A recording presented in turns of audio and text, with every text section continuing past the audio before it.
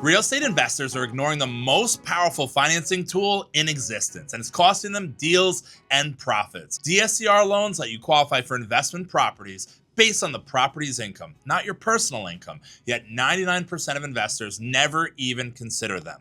If you skip DSCR loans, you could be missing out on properties that could generate hundreds of thousands of dollars in passive income simply because you're using the wrong financing approach. I'm Andrew Russell, owner and founder of RCG Mortgage, three-peat winner of Broker of the Year, top originator across the country, and I specialize in working with investors, ensuring that they're set up for success with all the right mortgage programs. I had the benefit of working with a client who, for whatever reason, wanted to be one of the biggest landowners in Brooklyn. Now, did that actually happen? I don't know. Brooklyn's kind of big, but they bought their first property with me. And it turns out they were friendly with someone else. They had like this investing kind of community. There was a website, a community online that they're all a part of. And he actually, because we did a great job, referred me to the other gentleman who every 3, 6, 9, 12 months was interested in buying another either 2, 3, or 4 unit property in Brooklyn.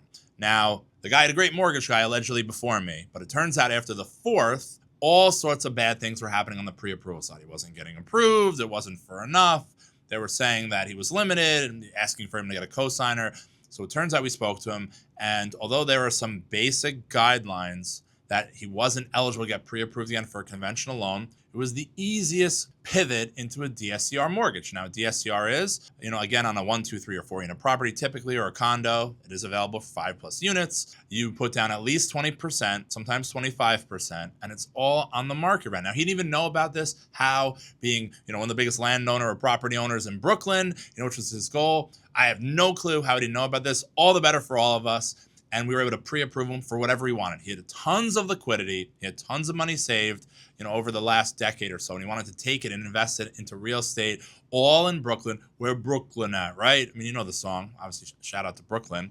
Nonetheless, we pre-approved him for pretty much whatever he wanted. So we were able to say, not only are you pre-approved, pretty much any type of property type, 2, 3, or 4 unit, as long as the market rent covered the future mortgage payment, which is what we're going to qualify him for, you qualify. It's just that simple. No pay stubs, no tax returns. I remember his tax returns. There were so many expenses. Some of the properties of the 4 that he owned were bought in the preceding tax year, so there wasn't a full year collected in rent. Sometimes there was repairs. All that stuff is very bad for a conventional mortgage for qualification perspective and qualification purposes. So we pivoted into a DSCR loan.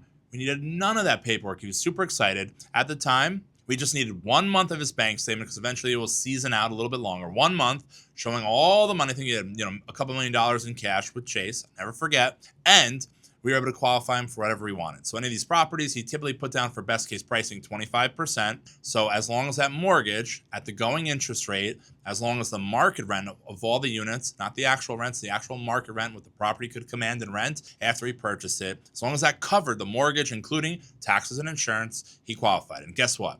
Every single property that he liked with that down payment of 25%, the market rent always covered. So he went basically from being, instead of being the biggest, property owner or landowner in Brooklyn, only owning 4, he was well over 10 by the time, we fast forward a handful of years, and he's still using us to this day to buy his investment properties. But of course, I'm sure you're saying, hey, Andrew, I'm sure he got such a crappy interest rate, right? I'm sure the bigger banks that he was using before you, or that other loan officer got him such a good interest rate, and you got him some predatory, super high rate. No.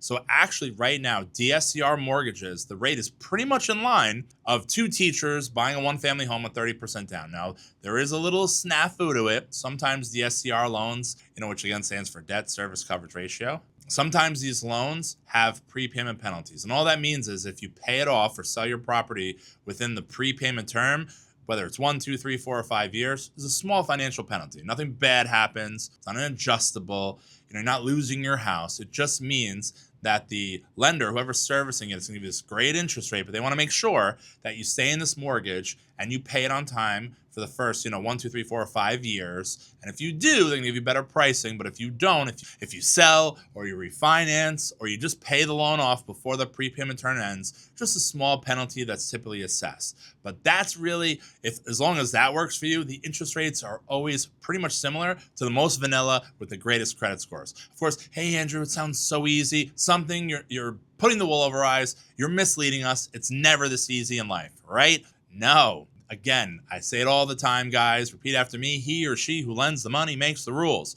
So this type of mortgage, the debt service coverage ratio, sometimes called a business purpose loan. Business purpose meaning you're going to have it rented out so it's for a financial vehicle, not actually moving into it. The rules are with good credit, 660, 680 or above, with 20% down or more typically, and with some post-closing liquidity, money left over, you qualify based on the market rent. So obviously on these programs, once you go into contract, we, your lending team, will order the appraisal. The appraiser will give us not only the value of the property. So in the case, I'll never forget, every property he was buying was between $800,000 and $900,000, and that's the sale price. So we have to make sure that it's worth what you're buying it for, that $800,000 or $900,000. But outside of that, you have to make sure that the market rent covers the mortgage. So, say he was getting a $700,000 mortgage, for argument's sake. Say the payment was $5,800. We have to make sure if you added all the market rent of the units, whether it was 2, 3, or 4 units, that it obviously covered the mortgage. We'll go into that in a little bit of the qualifications, but that's all it takes. I promise. Mortgage is super regulated. I can't sit in front of you guys at YouTube Nation and lie through my teeth. It's just a very amazing mortgage product. It's just only become very popular in the last handful of years. And of course, I always hear, hey, Andrew, it's only for seasoned investors, right? As in the case of your client, he had 4 properties. It's only for people like that. No. So actually it loosened up. They started allowing first-time investors. So you own a primary house, so you have an ownership interest, and now you're a first-time investor. That has become popular.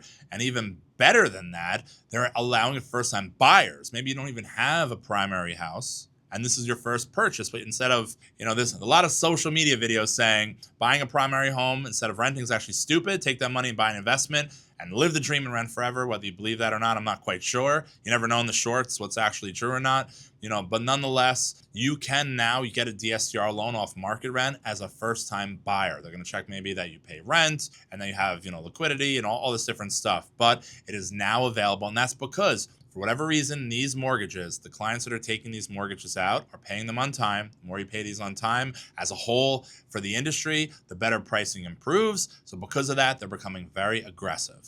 All right, guys, as it is with everything, let's deploy the keep it simple strategy. So I want to show you a DSCR scenario. I'm actually going to show you 2 scenarios. I'm going to show you one scenario with the exact avatar of what my client was purchasing, $800,000, 25% down, 2 family properties, and what it took to qualify for a DSCR loan. I'm also going to show you a $1.2 million 4-family with only 20% down, which is allowed, but I want to show you what it would take to qualify just so you can see. Before we do, make sure you go in the description, click the link, get our cheat sheet for DSCR mortgages. My team has put in so much time creating these for you guys. So go in the description, click the link, they're free. If you're type of way interested in investment properties or a DSCR mortgage, make sure you go in the description, click the link, get our free guide because it's actually really good. Super amazing, as they say. All right, so DSCR, again, what does that mean? Debt service coverage ratio. It was just a mortgage that was created as an investment vehicle, and instead of basing it off of someone's personal tax returns, what they do for a living, do they have other properties, are they writing any type of expense off, it's purely based on the market rent. Market rent is if you're buying, let's say, an $800,000 2-family or a $1.2 million 4. So 4 unit means has 4 rentable units, 2 rentable units. Now they could be the same size in living area. It's just whatever the legal uses of the property and how it's parsed out with actual, doors, as they say, to rent. This one had 2 rentals and this one has 4 rentals. So a couple things to note, which we'll talk about a little bit more downstream in this video. PPP, prepayment penalty. What is a prepayment penalty? How does it affect this stuff? And is it something I should worry about? We'll talk about that. And we'll talk about, so specifically, what if? What if the rent does not cover the mortgage? What happens? Do I get declined? How is that fair? How can I do any diligence on the market rent from the appraiser? If we go to the appraiser after we go into contract, we'll talk about these 2 items. Obviously, a little bit more downstream as we look at these scenarios. So the first one, $800K. If you remember, my investor client was putting down 25%. On this one, he's going to get a $600,000 mortgage. And on this one, it's going to be a $960,000 mortgage. So on this property in Brooklyn, if the sale price was $800,000, believe it or not, property taxes per year was about $6,000, and insurance on these per year was $3,600. So taxes and insurance was $500 plus $300. So you figure another $800 for escrow, right? $300 a month for insurance, $500 a month for taxes. So on this one, if the rate was 7%, with a 7.5% APR, you're talking about a $4,200 a month principal and interest payment, another $800 for taxes and insurance. This is $5,000 a month for this mortgage, all in. On this one, give or take about a $6,800 a month payment for principal and interest with a 7% rate, 7.5% APR again. And on this one, property taxes are a little bit higher. It's actually about $18,000 for the year on a 4-unit property, and let's say $6,000 for insurance. So that's going to be $1,500 a month for taxes and $500 for insurance. It's another $2,000 for escrow. So as you can see, this one is $8,800 a month, and this one's $5,000. Oh my God. How is that possible that you can qualify? So again, this has 4 rentable units, and this has 2. So if you split this in half, on the right, you're going to have 1, 2, 3, 4. Units 1, 2, 3, and 4 for the rent. And on the left, units 1 and 2. Now, I specifically remember that this one had about 2,500. So the 2,500, it's getting a little tight over here. So each unit 2,500, you add that together, it's $5,000 a month in market rent. So all we need, because remember, we're going to talk about prepayment penalty and the what ifs. We didn't need a what if for this guy because $5,000 a month payment, market rent was $5,000, and he actually qualified. On this one specifically, this is a little bit higher, but you do have 4 spaces that are actual rentable. Now each one is a little bit smaller, so each one actually commanded $2,200. What's 2,200 times 4? 8,800, right on the head. So you qualify here as well. So as you can see, it's just that simple, right? It's never that simple, but 20% down over here, the market rent, even though it's a little bit less, you got 4 units to rent. That covered the mortgage. And again, these payments are very loose, guys, off the rate, just to give you a very basic illustration. And on this one, it was so much easier because there were 2 rentable units, $2,500 each, $5,000 a month in rent, cover the $5,000 mortgage. So just like that, they qualify. But like here comes the what ifs. So what's a prepayment penalty? So on each, a prepayment penalty is, say both of these had a 5-year prepayment penalty. So as long as this 960 loan and the 600 loan, as long as these borrowers did not pay these off in the first 5 years, nothing happens. If they pay it off after the 5 years, nothing happens then, right? So if they paid off after the 5 years, nothing happens. If they pay off before, there's going to be a small penalty assessed.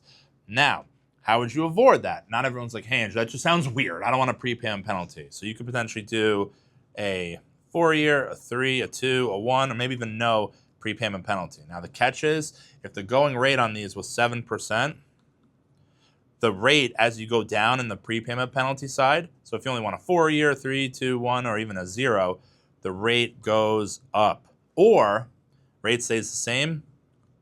What does CC mean, guys? The closing costs. The closing costs, maybe the loan discount points to keep that same interest rate, that goes up. So it's not the end of the world, but you really have to ask yourself if any of this is resonating with you, and this is something that you think makes sense.